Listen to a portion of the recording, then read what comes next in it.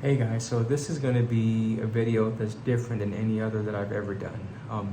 For any of you who have watched my other videos, they usually focus on things that have happened to me and how I overcame those situations or learned from them or just how I dealt with the process.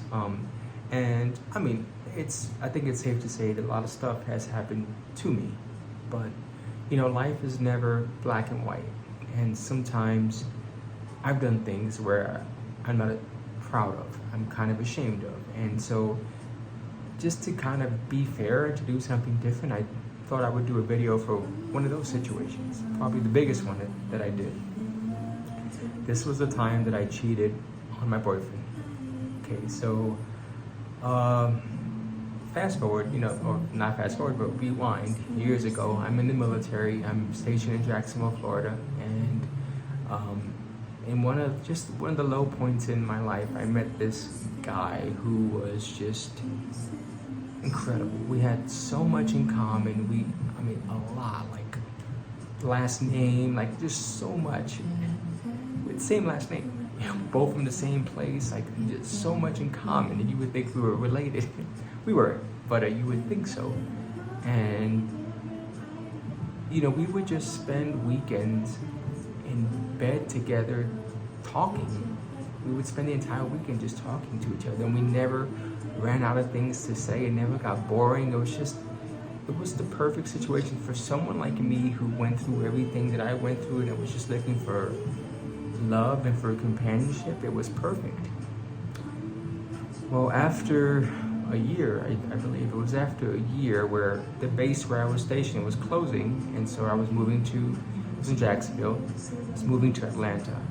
And initially it was kind of like he was going to move with me, but as we got closer to the date, things changed. He got a promotion. It was just kind of like, hey, I think I should stay here and just maybe build up some more money and then maybe move after a while. And at first I was like, that makes sense. It's the smart thing to do. But I ended up moving by myself. And again, I don't want to make any excuses for anything because I was at fault in this, but just to give you some insight into where my mind was, I think I was 19 or 20 at the time, but my mind was so, I always gave off this thing that I was mature, but I really wasn't, especially when it came to stuff like love. I was so immature, and my brain couldn't handle him not being with me, and somehow I got mad at him. Like, I was super upset that I moved without him, and I kind of, like, I was offended by that. And to add on top of that, something that happened not even a month after I moved, which you think would be a great thing, was that he actually, for my birthday, he came to town and he proposed to me and gave me a ring. Now, most people would be excited and thrilled and thinking this is a great moment in their life. But no, not me. In my stupid brain, I thought, oh, he's trying to tie me down. 'Cause, even though we're not in the same state and even though we're not near each other, I don't know, I was just dumb. Young and dumb. And there was a little bit of resentment that I had there. Anyway, a month later, I traveled to Tampa with my best friend to see his brother, and we go out to the clubs, and there was this guy there who just he wooed me. He was a super smooth, super good-looking Mexican dude that he was just like, wow, he caught me off guard, and at a time where I was really trying to be, I think, okay, I'm gonna be good and be faithful and be devoted. He just, I don't know, he had the right things to say and the right moves, and I fell for it. And I ended up going back to his house with him.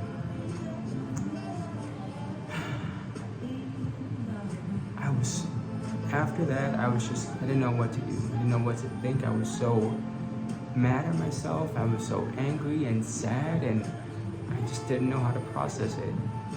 I knew that I had to tell him, but I didn't know how. and I delayed it until Christmas time.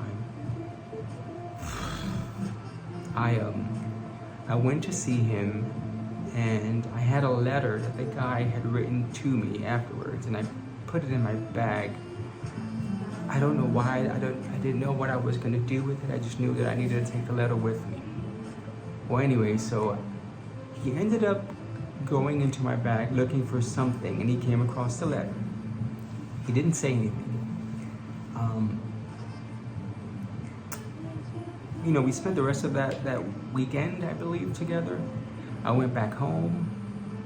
That was, Christmas. So Valentine's Day, he comes up to visit me, and he tells me, he's like, hey, I found the letter. I know what you did. And all I could do was cry. I was so, here's the weird thing. I cried. I was embarrassed. I was sad. I was mad at myself. But there was a part of me, because I didn't know how to tell him, a part of me that was kind of happy. I don't know how to explain it, but I thought, okay,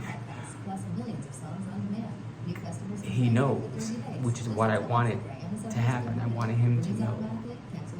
And again, my frame of mind I was so immature. I was so immature that, he's like, I don't think we should be together anymore. And I just said, okay.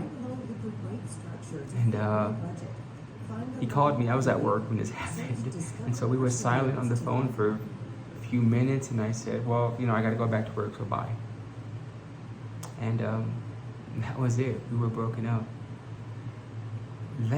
After that, I have to say, initially I went on this spiral. I was so mad at myself, and still trying to figure out why I was mad at him, because he didn't do anything wrong.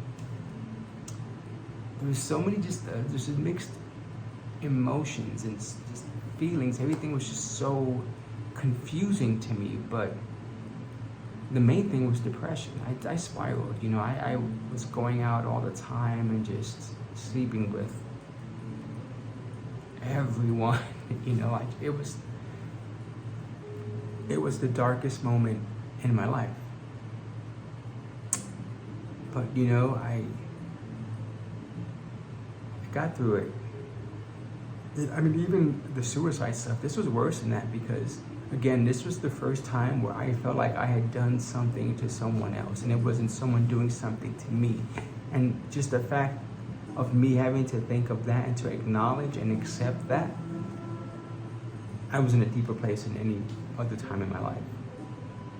So obviously I made it through, and what I will say is that as terrible as that situation was, now, years later, what I can say is that what I learned from that is that I never wanted to do that to someone else. I never wanted to cause that much pain in someone else. That was the first time where I had a taste of me damaging someone, hurting someone on that level. And I thought, I never want to be the cause of someone else's pain. And so I can say that I grew from that. It wasn't overnight, but I did grow. And where I can say the thought of me cheating on someone with someone else, that's not even in my fiber. I don't think you can never say never, but I don't think that's part of my makeup to even go there. I'm so much stronger now to where I would just break up with someone before I did that, that wouldn't even be a fact. I don't think so. But if that is the case, if I end up living the rest of my life never doing that, it's because of that moment. That moment changed me. And I know that he went through some tough bumps after that, but I know now that he's married and he's happy, and that makes me happy. That whatever I'm sure it was lessons that he learned about me, about what not to do the next time, I learned lessons too, and so I think we're both in a good spot now. So I don't even know why I wanted to make this video, except just to show a different side of that I was never just the victim. I've done stuff as well. And that even when you're the bad person, you can learn from it, you can grow from it, and you can make yourself a better person. And that's what life is about, right? Making yourself the best you that you can be with the bad stuff that happens to you and with the bad stuff that you do with people. Learn, grow, and keep on living. So I haven't said this in a while, but since I have traction all of a sudden, please like, comment, subscribe, and please tell me your stories. If you have anything similar, any advice that you could give to anyone else out there who's going through the same thing.